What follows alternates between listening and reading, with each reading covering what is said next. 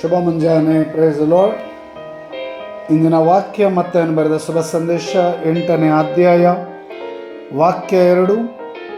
ಕುಷ್ಠರೋಗಿಗೆ ಯೇಸು ಸ್ವಾಮಿ ಕೈ ಚಾಚಿ, ಖಂಡಿತವಾಗಿಯೂ ನನಗೆ ಮನಸ್ಸಿದೆ, ಗುಣ ಹೊಂದು.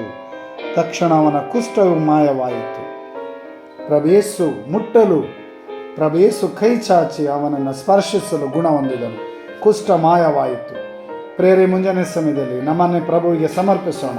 ಪ್ರಭು ಯೇಸುವಿನ ಪ್ರಸನ್ನತೆಯಲ್ಲಿ ಸಮರ್ಪಿಸುತ್ತಾ, ಪ್ರಭುವೇ ನಮ್ಮನ್ನು ಗುಣಪಡಿಸಿರಿ, ಸ್ವಸ್ಥರಾಗಿಸಿರಿ ಎಂದು ಯಾಚಿಸೋಣ.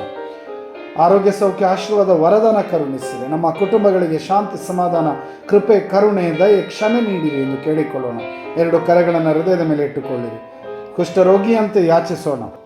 ಪ್ರಭುವೇ ಸ್ವಾಮಿಯೇ ನಮ್ಮನ್ನು ಗುಣಪಡಿಸಿರಿ ಎಂದು ಕೇಳಿಕೊಳ್ಳೋಣ. Hallelujah, hallelujah, hallelujah.